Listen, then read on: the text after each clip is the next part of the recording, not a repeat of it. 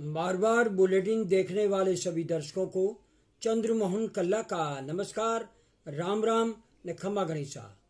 आज के मुख्य समाचारों में पूर्व मुख्यमंत्री अशोक गहलोत को मुख्य पर्यवेक्षक बनाकर अमेठी भेजा गया है।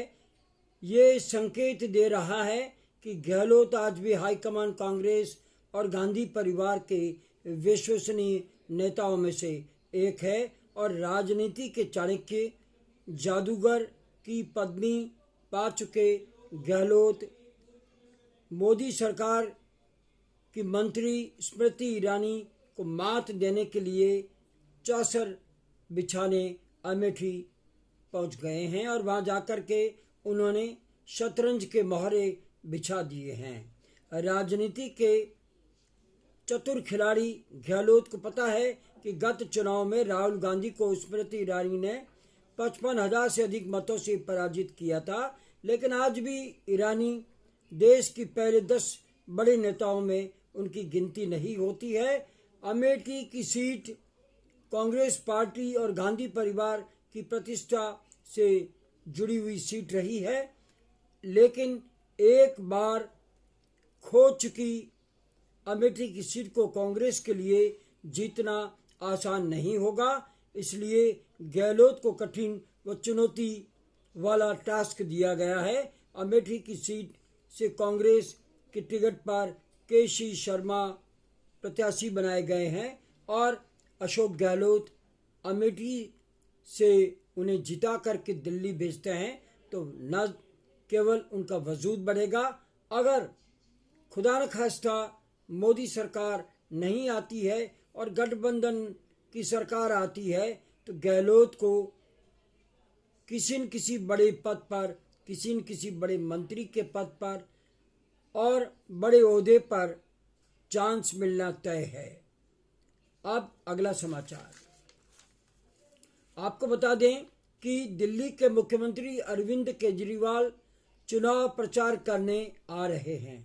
ये खबर चौंकाने वाली जरूर है, लेकिन जेल का जवाब देने के लिए वे बाहर आ चुके हैं। दिल्ली व पंजाब के चुनावी रण में केजरीवाल के भाषणों का आज आम पब्लिक इंतजार कर रही है और वे गठबंधन की पैरवी करते हुए 1 जून तक बाहर रहेंगे और उन्हें सुप्रीम कोर्ट ने अंतरिम जमानत दी है, लेकिन देश के लोकतांत्रिक प्रक्रिया का अपना वजूद है। सुप्रीम कोर्ट ने इस आधार पर उन्हें अग्रिम जमानत दी है कि वे मुख्यमंत्री कार्यालय नहीं जाएंगे, सचिवालय नहीं जाएंगे।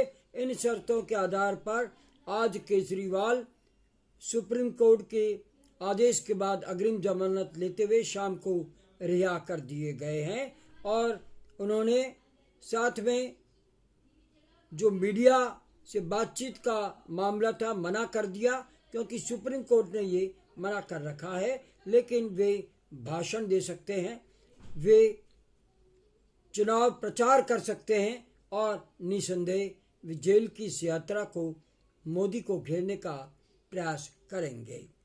अब बड़ा समाचार हम आपको देने जा रहे हैं।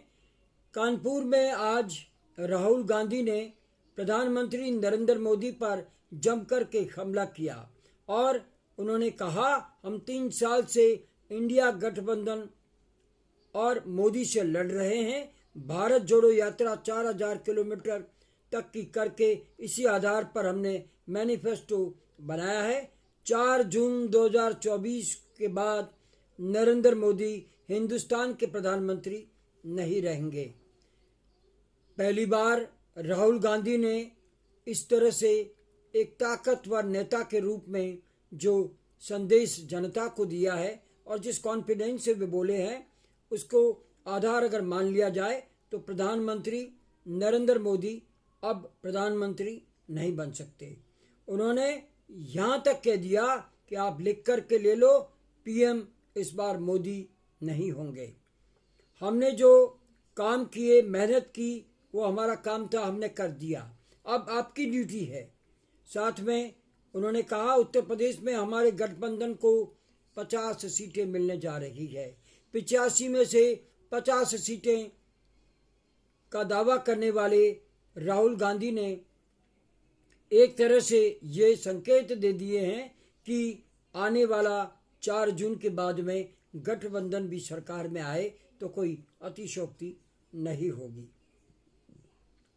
उन्होंने मीडिया के बैठे पत्रकारों से कहा कि ये लोग नहीं लिखेंगे क्योंकि अडानी इन्हें भुगतान करता है और इसी आधार पर ये अपने बाल बच्चों को पालते हैं, इसलिए गलती इनकी नहीं है, अखबार मालिकों की है और वो नहीं लिखेंगे। लेकिन आप लिख लें कि 4 जून के बाद में नरेंद्र मोदी प्रधानमंत्री नहीं रहेंगे। उन्होंने एक बहुत बड़ी बात कही और ये कहा कि कानपुर मैनचेस्टर कहलाता था, यहाँ के कारीगर विश्व के जाने माने कारीगर थे, लेकिन अडानी और अंबानी को कानपुर बेच दिया गया। यहाँ के जो हाथ के कारीगर थे उनकी जगह उन्हें जमीनें सौंप दी, कारखाने सौंप दिए और इस पर जीएसटी लगा करके, नोटबंदी करके इन छोटे कारीगरों की हालात बेहाल कर दिए हैं। साथ में उन्होंने कहा कि 14 लाख करोड़ अडानी और अंबानी का कर्ज माफ कर दिया जाता है, लेकिन कानपुर में बैठे और देश में बैठे छोटे व्यवसायियों का कर्ज माफ क्यों नहीं करते, इसका जवाब नरेंद्र मोदी को अब देना होगा। इस तरह से राहुल गांधी ने जिस तरह से प्रधानमंत्री को घेरा है, उससे ऐसा लगता है कि अब आगे आगे राहुल गांधी चल रहे हैं और उसके पीछे पीछे प्रधानमंत्री नरेंद्र मोदी और गृह मंत्री अमित शाह चल रहे हैं। आज बस इतना ही, और अगला बुलेटिन जारी करें उसके पहले हम जानना चाहते हैं कि आपको ये चैनल कैसा लगता है। अगर आपको ये चैनल पसंद है, इसे सब्सक्राइब करें, लाइक करें, शेयर करें और इस चैनल को बढ़ावा दें। आज्ञा दीजिए, नमस्कार, जय हिंद, शुभ रात्रि, सब बखैर, जय जय भारती।